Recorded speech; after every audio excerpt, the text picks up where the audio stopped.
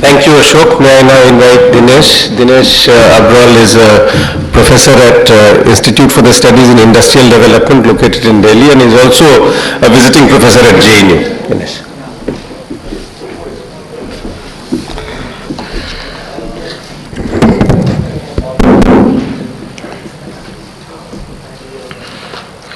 Friends, since the time is short,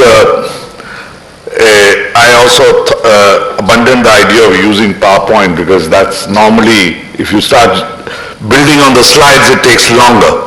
And in the 15 minutes that I have, I think I can afford to convey only 2 or 3 ideas, and that's what I would limit myself to. I think you've heard since the morning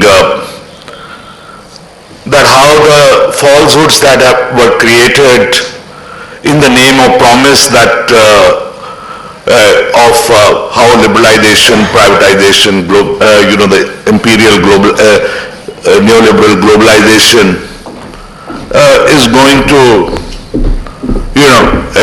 bring efficiency, productivity, improvement, and whether there was any actually basis for it or not. We've seen it over the period of last 2.5 decades that actually that promise has never been realized and could not have been realized, because right from the start, in fact, if you start looking at the experience, that even when this particular case was being built for privatization, liberalization, and globalization, the evidence that actually was used was of the Asian tigers. That they had started depending on foreign direct investment, they had given up on the role of the public sector, they had given up on the role of the development finance institutions. And we found out over the period that was really not true. You remember 1991 was built on the basis of there is no alternative. That is how the world is actually moving. But if you look at that during this, that in the case of not only the Asian tiger, that was not true, whether it's South Korea or whether it was even Taiwan or even there was a role continuing of the state intervention, state institutions, the foreign direct investment, the foreign investors did not have this way, and there was a clear role for it. But even if you look at the advanced countries during that particular period, because they have obtained domination in a number of areas, that is whether it is information and communication technology, whether it is did they do it on the basis of actually the role of the private sector? Again, if you look at the evidence, all the new technologies, all the emerging technologies which have come up, they have come up on the strength of investments in the mission-oriented technologies, like internet itself was a product of that particular period. If you look at the telecom, the mobile telephony, the wireless, again it was a product of the Scandinavian public sector interventions. Take the case of biotechnology. All the new molecular biology based technologies started emerging in the universities. All the major lead in the area of pharmaceutical industry over which the advanced countries, capitalist countries built their domination came from the public sector universities, NIH, National Institutes of Health and so on, etc. What they asked you to do, they were not practicing themselves. This is the first, I think, thing needs to be realized. That neither it was true what the World Bank was telling us that the Asian tigers have done this, and subsequently over the period we realized that the Asian tigers, the South Korea, the Taiwan, and they also had a role. Even in advanced countries, the role of the public sector, state investment, state played what has been now called as the role of an entrepreneur itself, role of the developmental role, both at the level of research and development as well as at the level of financing. So what they were telling you, they were not practicing themselves. recently only an IDRC has conducted a study, commissioned a study on whether the state-owned banks are a myth now, and came to the conclusion that, of course, in developing countries, 65% of the banking and finance is with the state-owned banks. Even in advanced countries, it is still 40%. With all the marketization, corporatization of the state-owned banks, which we have seen over the period of the last 2.5 decades, in most of the countries which have actually emerged over the period, in fact, the developmental role of the state-owned banks or the development finance institution was maintained. I had just now, from that particular study which IDS recently did, apart from this IDRC study which has brought out some of the facts, the Chinese Development Bank, you look at it, it's put together more assets than Brazilian Bank, the South Africa Bank, the Exim India included, which is our own bank. Their assets are more than, if this bar can be seen from the here, it's put together more than all the other banks that India, South Africa or Brazil claim. If you look at even the non-performing loan ratio of these Chinese Development Bank and even of the Brazilians, is certainly less than the Exim India. So in fact, the countries which have actually emerged did not actually use the same yardsticks to actually restructure even their banks. In fact, over the period, if you look at the BNDES, its innovation finance role increased over the period. I have in fact detailed investigation made on the BNDES. You can look at that particular PowerPoint, which can be shared with the friends. That not only in the area of agricultural finance, in fact, that they have done a marvelous role. They have even, in fact, been able to raise in the area of, Ambrar. You are aware that they built an aircraft. The Brazilians on their own. Brazilians have participated in development of number of new vaccines. They did it with the help of the various state investment bank institutions. The Chinese story is very well known that they finance the rural startups, the town and village enterprises. Victor mentioned about them. So if we look across, it is, I think, we turn out to be exception as far as is concerned, the way we are handling our state-owned banks. State-owned banks in the worldwide are not a myth. They continue to exist. And in fact, the evidence is that those which countries have emerged, they have emerged because precisely they maintain the developmental role, the developmental finance far more than India has ever tried even maintaining. And I think we need to take this particular message to the people, that the falsehoods show to such an extent that what they were asking us to do, they were themselves not practicing at all. And I think that's an important thing, that evidence, if you are able to bring to the people that the countries which have done, they have not done in the basis of private sector, private banking. In fact, it is the state-owned banks, it is the development financial institution whose role increased during this particular period, or the mission-oriented. In fact, I'll tell you, in the new areas, it's not only the old missions of nuclear defense out of which internet came, but even in the new areas of what is called now the renewable energy technologies and what is called the green transformation, the green economy. In all these areas, the coordinating role of the state and the development finance institutions is grown in all these countries.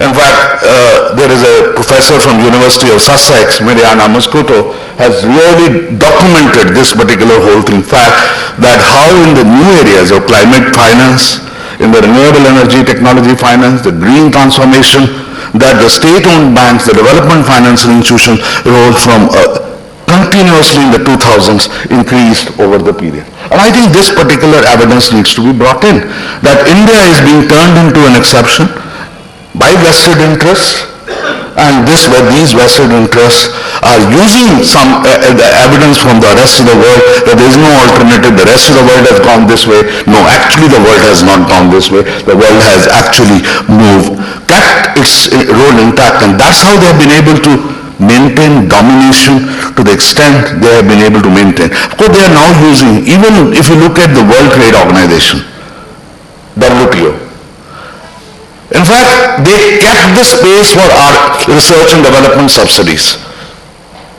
They only hit the subsidies which were aimed at diffusion, be in agriculture, and they themselves maintained their own subsidies in agriculture. Remember that. So you look at the kind of architecture which has come up, be in finance, be in trade, be in investment, every year what they have asked you to practice, they have themselves not been practicing. And I think that's an important issue by which people actually would find our arguments even far more credible. And in the new areas, as I've mentioned, that in fact in the last 7-8 years, more so, rather it's been happening over the last 10 years or more, that the role of the state and in particularly the developmental role, the entrepreneurial role actually has increased.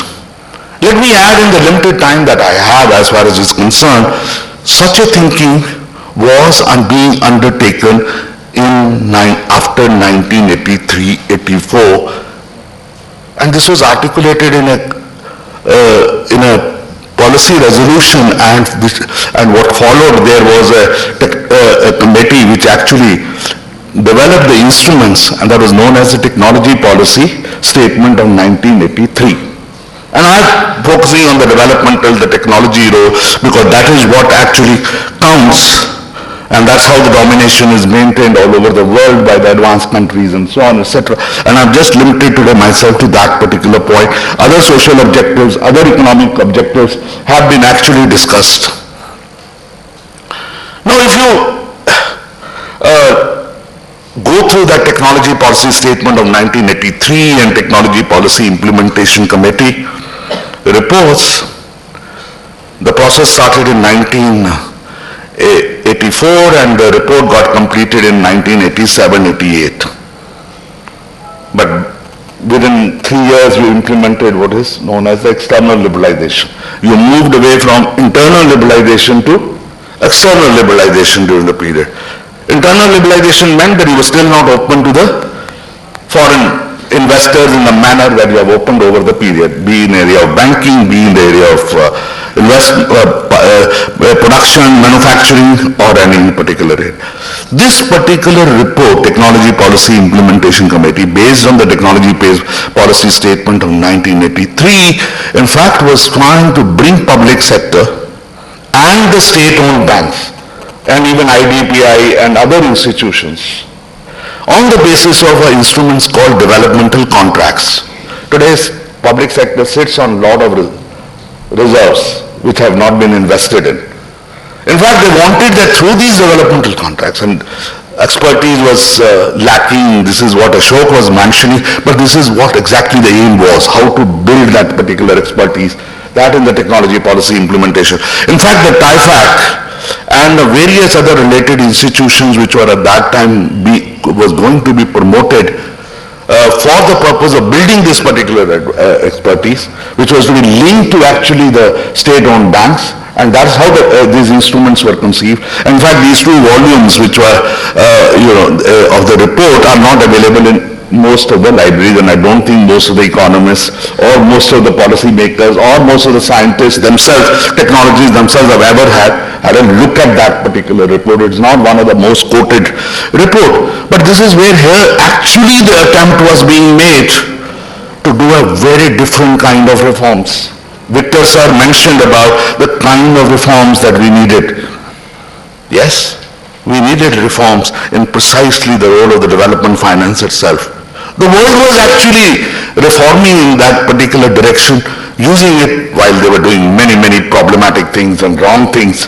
But they have, in order to maintain their own nomination, the kind of instruments they were developing, we were thinking even better instruments at that time in 87, 88, that particular period. And I think the time has come in the new agenda. I'm closing it, I realized that the message will come, the signal will come. I will not extend more of that particular argument. Only with one thing. But we saw there was a technology policy of 2003, which was done by NDA government after that. And we did a policy in 2013, which was done by the UPA too. And in those policies, we wanted to hand over the role of the innovation finance to a privatized corporate entity.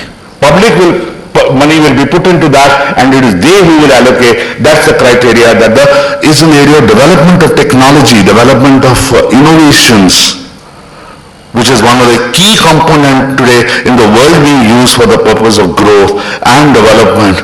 And innovations are needed precisely because you are faced with a number of new challenges. What kind of innovations? Of course, all those major questions remain. That innovations which